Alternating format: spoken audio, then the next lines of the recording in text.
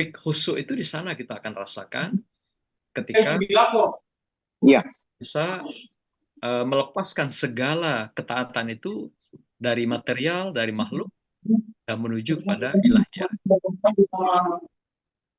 Nah, maka itu kenapa ketika misalnya sejarah Ali, ketika dia pernah kena tombak dalam sebuah peperangan, beliau berkata, tunggu aku sholat ya. Nanti ketika sholat, cabut tombak itu dari tubuh. Jadi dia betul-betul khusyuknya itu membawa ruh itu ke makomnya, yaitu ke tempat Baitullah itu. Nah, memang ini tidak bisa menjadi konsumsi publik umum ya, seperti beliau katakan tadi gitu kan. Bahwa ini nanti bisa menimbulkan persepsi yang beragam. Tapi karena kita berada dalam kawasan akademik, ini boleh kita diskusikan dalam pandangan perspektif akademik.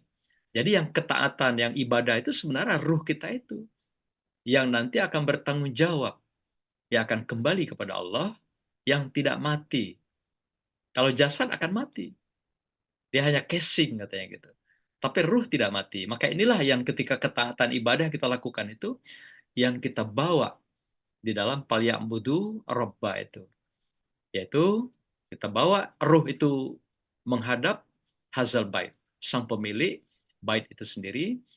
Inilah nanti kita merasakan sholat kita betul-betul seakan kita memang berhadapan dengan Tuhan. Seperti dikatakan oleh Ali Syariati tadi, ulama yang dari Iran itu ya. Dia sampai haji yang keberapa kali, dia menemukan hakikat haji itu yaitu betul-betul Palya'budu Robba. Pertama dia lihat fisik, yang kedua adalah mana-mana yang sudah bisa dipahami. Tapi ketiga, dia seakan menemukan daripada hakikat ilahiyah itu sendiri.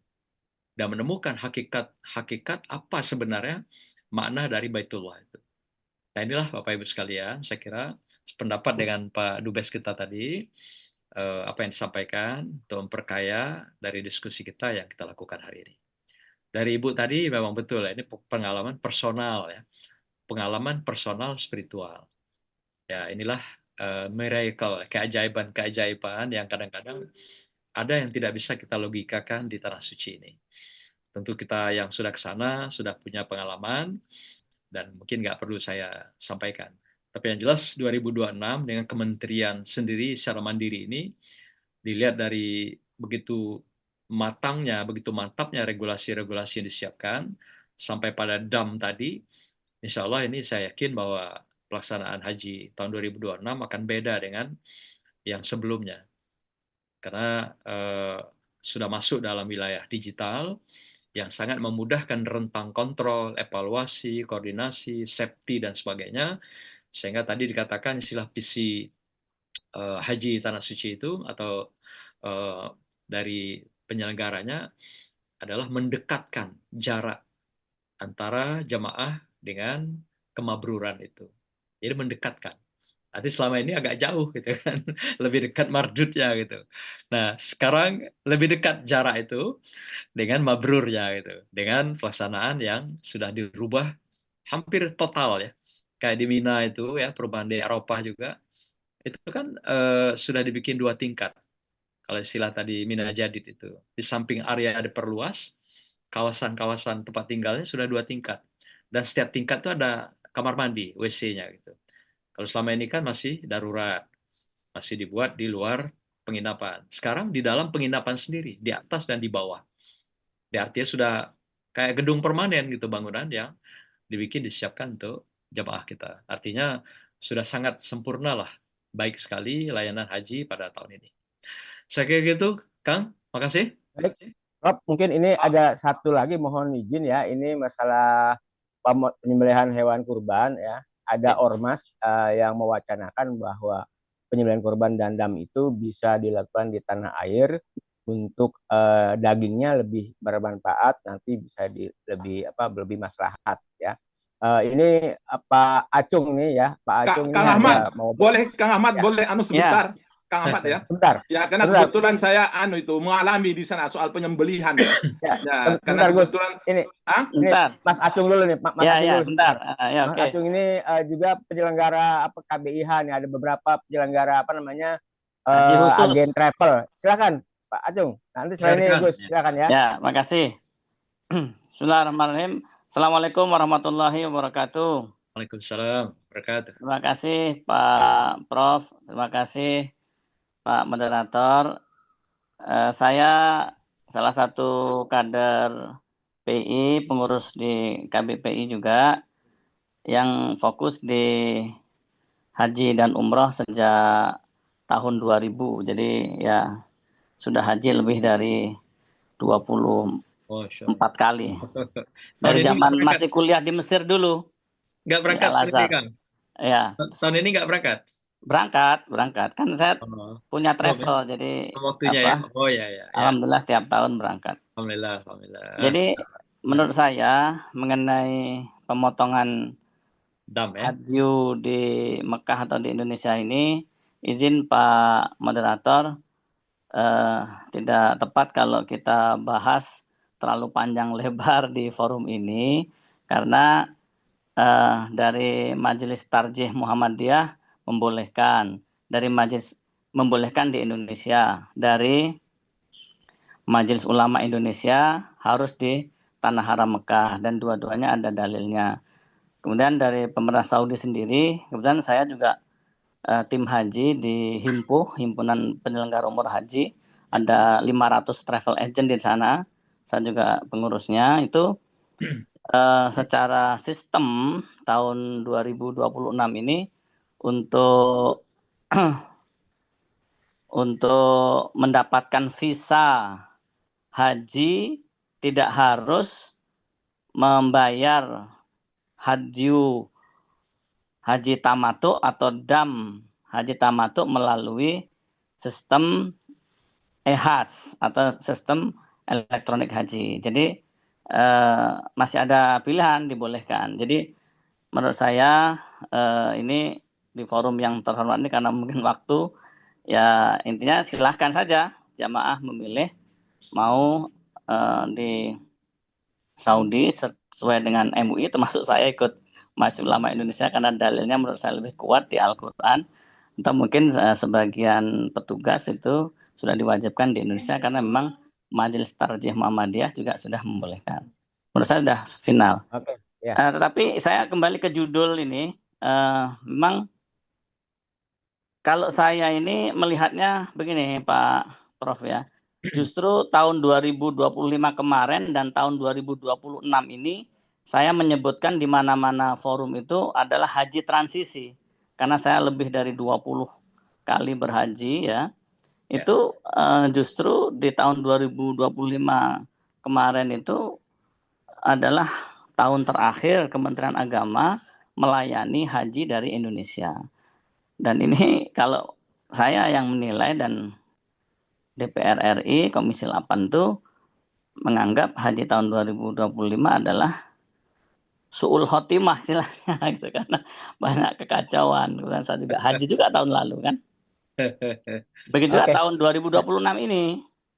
Saya menilai ini adalah haji transisi karena tahun pertama kali Kementerian Haji Republik Indonesia melayani haji. Ya.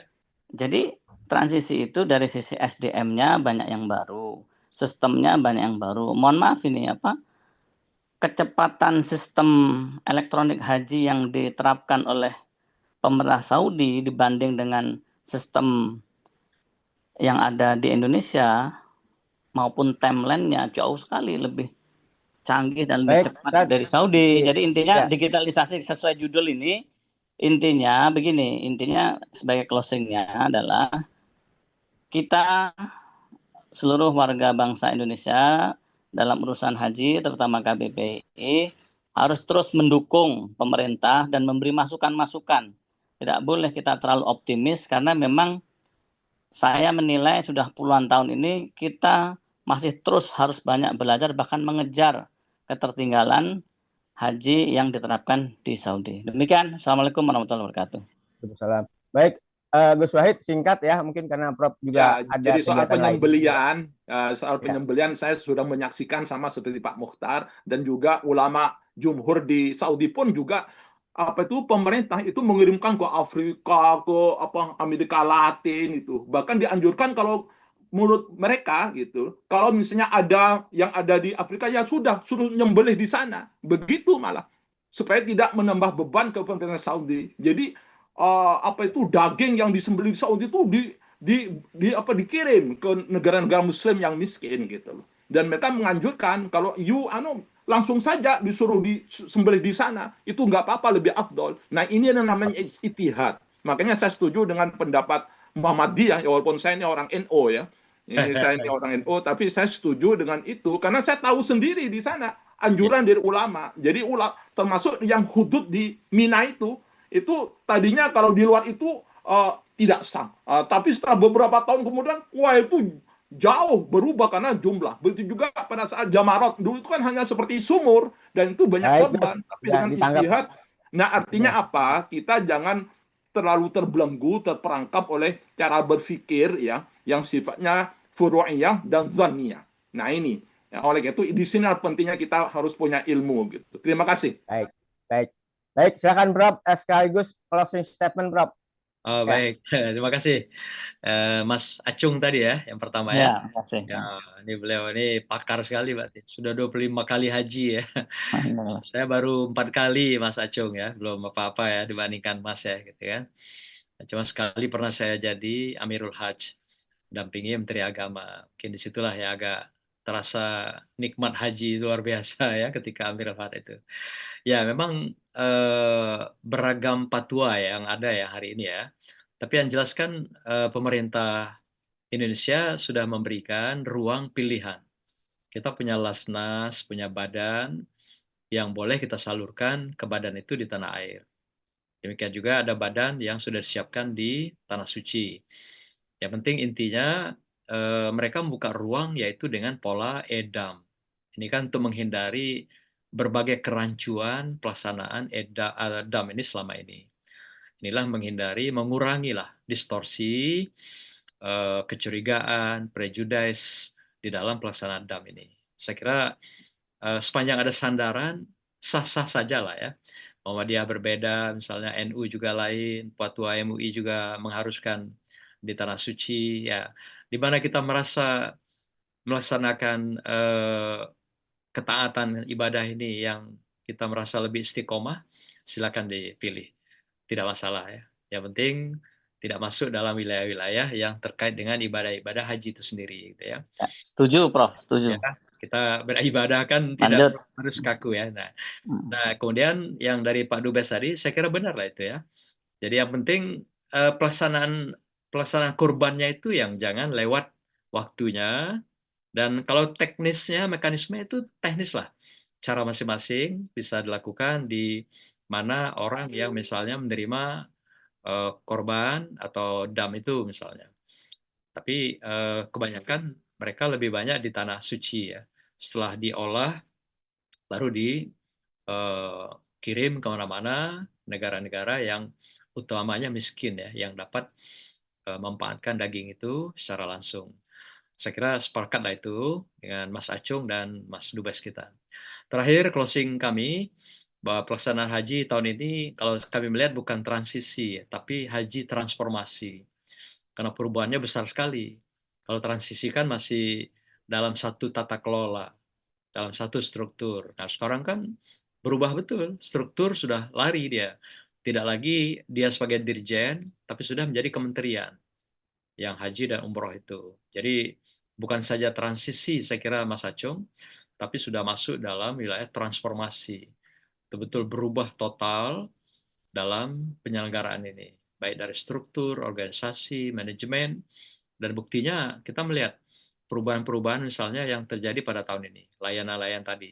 Ada nusuk, tanazul, dan murur yang juga luar biasa, yang sangat berbeda dari yang sebelumnya, dan sekarang ditambah dengan kebijakan digital ini yang luar biasa juga.